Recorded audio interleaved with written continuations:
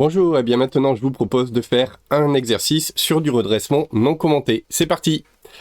Alors, on a notre schéma ici, donc une tension d'alimentation ici, suivie de notre pont de diode, et notre récepteur qui est ici, avec l'inductance de lissage en particulier, et puis donc, le dipôle à commander. Donc un petit rappel que je vais mettre ici pour savoir comment ça se passe sur le pont de diode. Donc pour rappel, en entrée, on a une tension sinusoïdale. Donc première demi-période, quand on est sur l'alternance positive. Alternance positive, donc le point de potentiel le plus élevé est ici, et le point de potentiel le plus bas est ici. Donc on a le courant I qui va dans ce sens. Ensuite, arrivé ici, donc soit il y a la diode D1 qui a son anode qui est au point de potentiel le plus haut, donc ça, a priori elle va être passante, soit on a D1' avec sa cathode au point de potentiel le plus haut, donc à ce moment-là, elle n'est pas passante. Donc on va passer par D1, ensuite arrivé ici, on a toujours D2 avec sa cathode au point de potentiel le plus haut, quasiment, à la tension de seuil près, et par contre son anode qui est au point de potentiel le plus bas. Donc de toute façon, D2, c'est sûr, sera bloqué. Donc on continue, on passe dans la charge du haut vers le bas. Ensuite, on continue. Ici, on a dit que D1' était bloqué, et si on regarde, on a D2' avec sa cathode qui est au point de potentiel le plus bas, donc c'est bon, on va passer dans D2' et on revient au générateur. Sur la deuxième partie, donc quand on est sur l'alternance négative, donc alternance négative, au lieu de dire qu'on a un courant négatif qui passe par la ligne du haut, on va dire qu'on a un courant positif qui passe par la ligne du bas. Hop, comme on indique ici. Donc on arrive ici, hop, donc évidemment on va dans l'autre sens. On a soit D2' qui a sa cathode au point de potentiel le plus haut, donc D2' va être bloqué.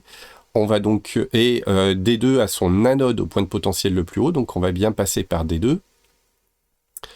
Ensuite, arrivé ici, donc ce que l'on voit, c'est que D1 a son anode au point de potentiel le plus bas, donc D1 va être bloqué.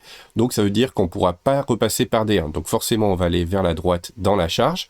On passe toujours dans la charge du haut vers le bas, donc le sens du courant est inchangé dans la charge avec un redressement non commandé.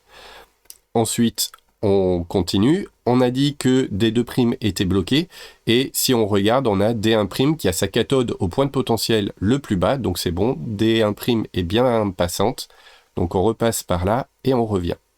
Je vais recopier le schéma en dessous. Donc on nous parle du dipôle D, donc le dipôle D qui est ici, et l'induit d'un moteur à courant continu modélisé par une résistance en série avec une source de tension électromotrice E. Donc souvenez-vous, quand on voit quelque chose d'important dans l'énoncé, il faut l'écrire. Donc ici, on nous dit que D, c'est équivalent à une résistance R en série avec une source électromotrice E.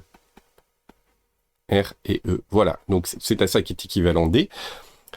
Ensuite, l'inductance L est assez grande pour que l'on puisse considérer le courant comme parfaitement lissé. Donc c'est-à-dire que le courant IC est égal à une constante. Ensuite, la résistance de la bobine de lissage est négligeable, donc c'est-à-dire que la résistance de la bobine est égale à 0. Alors attention, c'est l'inductance de la bobine, pas celle-ci. Le pont de diode est alimenté sous une tension sinusoïdale de valeur efficace V efficace est égale à 220 volts, de fréquence 50 Hz, avec la résistance grand R, donc celle-ci, celle du dipôle qui est égale à 1,5 ohm, et la tension E à la vitesse que l'on considère de notre moteur qui est égale à 168 volts. Donc on nous demande de calculer la valeur moyenne UC. Donc comme la dernière fois, je vous ai remis ici toutes les formules de sorte à ce que on puisse non pas à la fois réfléchir plus se souvenir, mais juste uniquement réfléchir. Donc encore une fois, quand vous êtes en devoir, vous écrivez toutes vos formules, ce sera plus clair. Donc on doit trouver UC, moyen. C'est-à-dire UC chapeau. Hop, donc UC avec une barre au-dessus. Donc si on regarde, pouf, c'est bon, on retrouve ici, dans le cas de non commandé, donc c'est notre cas, U moyen, qui est égal à 2 fois Vmax sur pi. Donc ici, on a la tension efficace et non pas la tension max, mais vous vous souvenez que dans le cas d'une sinus et d'une sinus uniquement, on a Vmax, qui est égal à racine de 2 fois V efficace. Donc ici, ça nous fait 2 fois, donc le Vmax, on a dit que c'est racine de 2 fois V efficace, divisé par pi.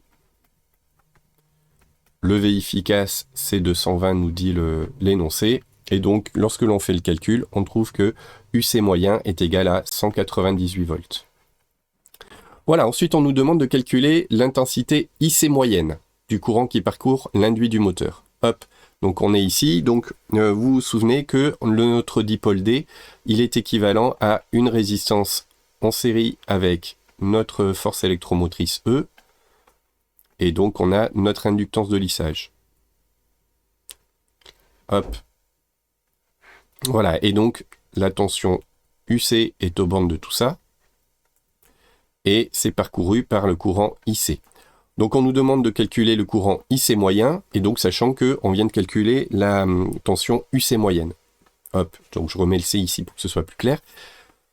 Donc on va pouvoir commencer ici tout simplement à faire une loi de Maille. Donc on a UC qui est égal à, donc si on met hop, les flèches ici, donc UC qui est égal donc à UL plus UR plus E. Ensuite, on va écrire un peu ce que valent chacun. UL, c'est L fois DI sur DT. Donc ici, le courant, on l'appelle IC. UR, avec la loi d'Ohm, on peut dire que c'est R fois IC. Et puis, il reste grand E. Donc, si on écrit ça en valeur moyenne, UC moyen, c'est donc égal à la moyenne de L DIC sur DT, plus, etc. C'est pas peine que je l'ai réécrit, vous le comprenez. Ensuite, une propriété importante qu'on va mettre en rappel. Vous vous souvenez que la valeur moyenne d'un signal, U moyen, c'est égal à 1 sur T, somme de 0, ou intégrale comme vous voulez, de 0 à T de U de T dt. Et si jamais on a, comme là ça va être notre cas, on a U de T qui est égal à U1 plus U2, et que l'on développe là-dedans, ça nous donne que U moyen est égal à 1 sur T intégrale, donc si on met en facteur, de 0 à T de U1 de T plus U2 de T, le tout dt. Voilà ce qui fait, si on, donc on développe, 1 sur T somme de 0 à grand T de U1 de T dt. Hop, plus 1 sur T, somme de 0 à T de U2 de T dt. Donc ça, ce que l'on voit, c'est que cette partie-là, en fait, c'est U1 moyen. Et cette partie-là, c'est U2 moyen. Donc ce que l'on peut écrire, c'est que à ce moment-là, notre U moyen est égal à U1 moyen plus U2 moyen. En clair, c'est une opération linéaire, c'est-à-dire que valeur moyenne de U1 plus U2, c'est valeur moyenne de U plus valeur moyenne de U2. Donc c'est la chose ici qui va nous intéresser. Donc on va pouvoir écrire que le UC moyen, ça va donc être égal à la valeur moyenne de, je reprends cette équation-là, donc ici où on a UC qui est égal à LDIC sur DT plus R fois IC plus E. Et donc avec ce que l'on vient de voir, on va dire que c'est la valeur moyenne de LDIC sur DT plus la valeur moyenne de RIC plus E. Ensuite, on sait que IC est une constante. Donc ça veut dire que sa dérivée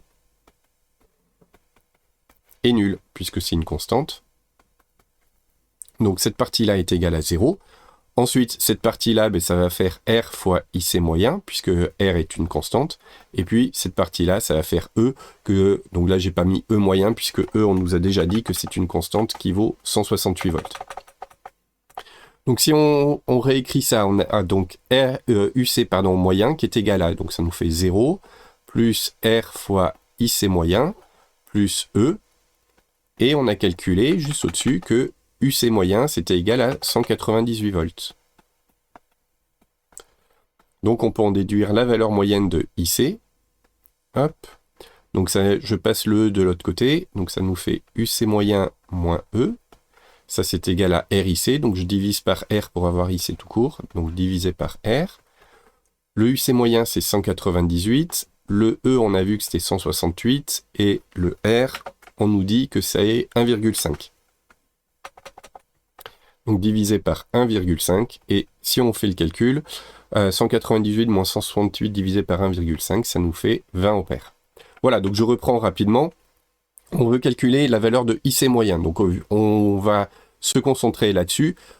Ici, on écrit ce que vaut la tension UC, donc en fonction du courant. UC, ça va être UL, c'est-à-dire LDI sur DT, plus R fois IC, plus E. Ensuite, vu que I est constant, LDI sur DT, c'est égal à 0.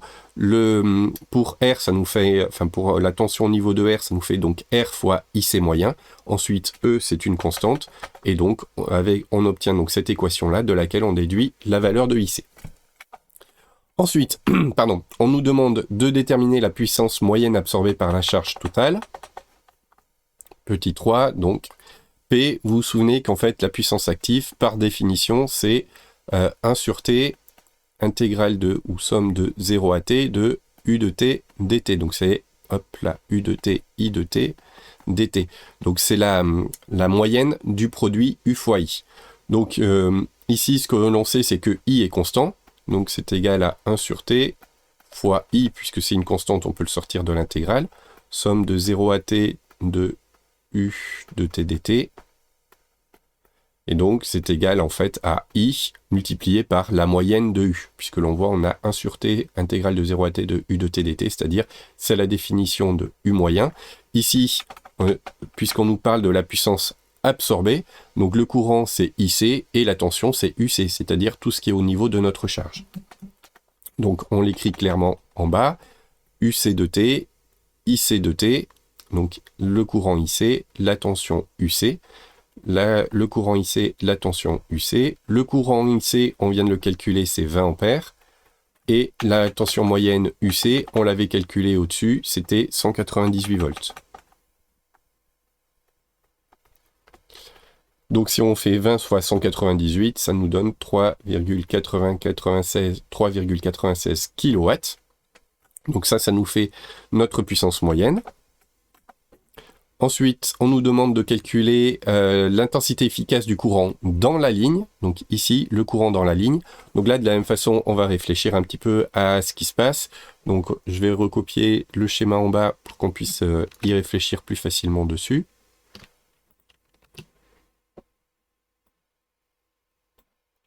Voilà, donc souvenez-vous, hein, faites régulièrement des schémas équivalents, griffonnez sur vos énoncés. Le but, c'est de manipuler, de voir clairement les choses.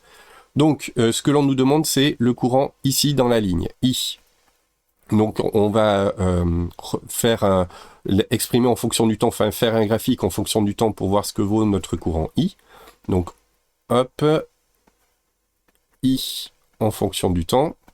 Donc on a dit, sur la première demi-période, vous vous souvenez, on passe par D1, on passe dans la charge et on revient par D2. Donc ça veut dire qu'à ce moment-là, si on fait notre loi des mailles à ce point-là qui est en A, le courant qui arrive, donc ici, ça va être ce courant-là, et ce courant-là, mais qui est nul pour la première demi-période, vous vous souvenez, et c'est égal à IC. Donc ce courant-là, ensuite, si on regarde ici, vous vous souvenez que D1' est bloqué, donc ça veut dire qu'on va avoir I égal à celui-ci, et donc I est égal à IC sur la première demi-période. Donc je reprends.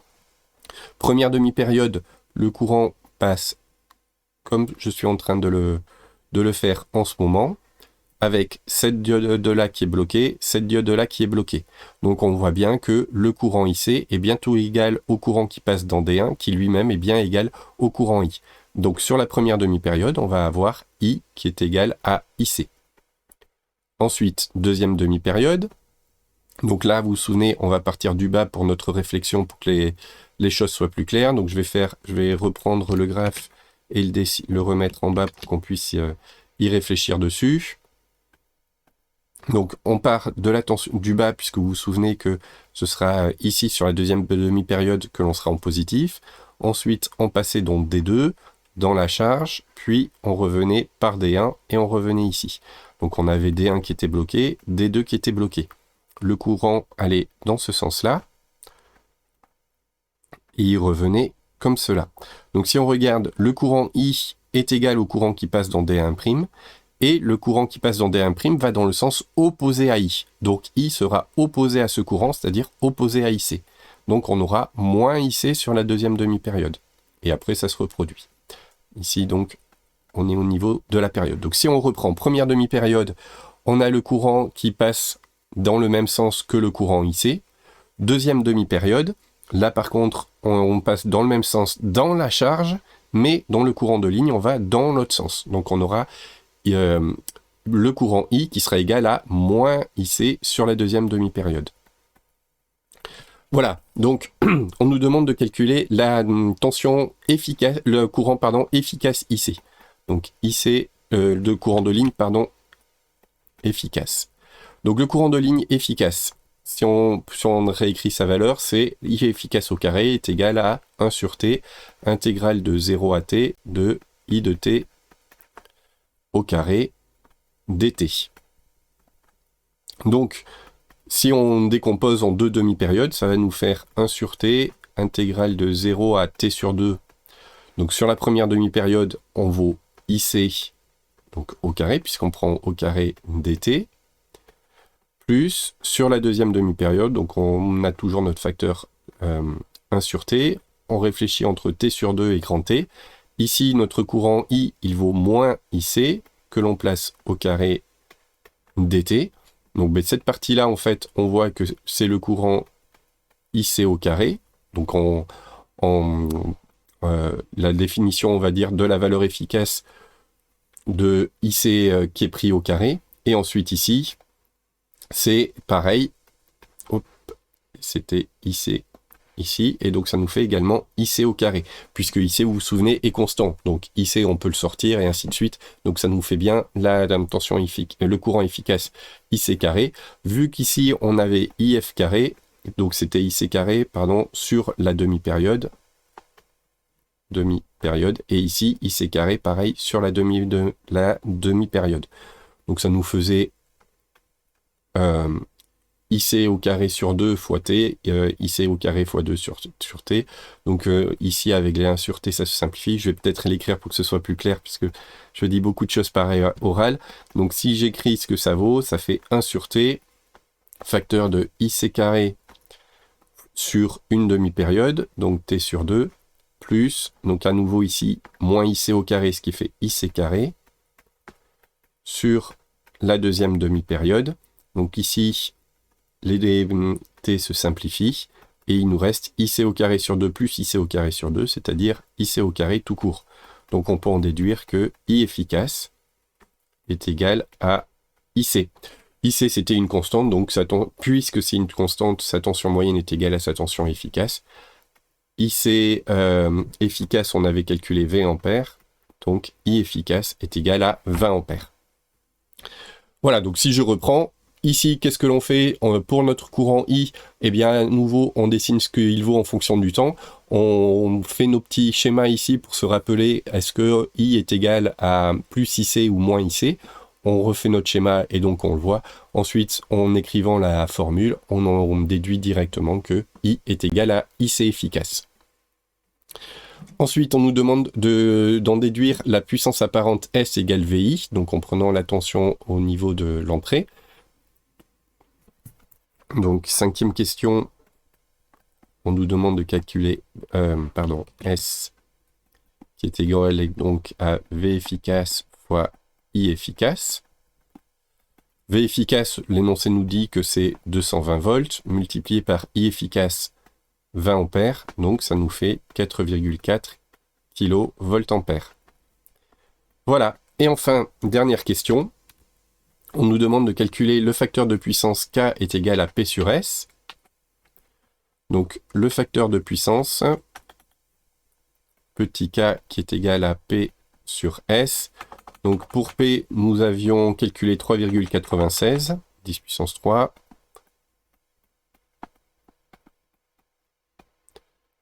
Et pour S, 4,4, 10 puissance 3. Donc cela nous fait un facteur de puissance de 0,9. Alors, je sais que parler d'un facteur de puissance quand on est ici sur des moteurs à courant continu, ça nous semble bizarre, mais si on reprend finalement la définition de la puissance active, c'est-à-dire la moyenne du courant instantané multiplié par la tension instantanée. On peut bien calculer donc la puissance active. Et ensuite, on peut bien calculer la puissance apparente comme le produit de la tension efficace par le courant efficace. Et le facteur de puissance, par définition, est bien égal à la puissance active divisée par la puissance apparente. Donc ça pose pas de problème de calculer un facteur de puissance, même lorsqu'on est avec des moteurs à courant continu. Voilà, j'espère que c'est clair pour vous. Et puis encore une fois, si vous avez des questions, n'hésitez pas.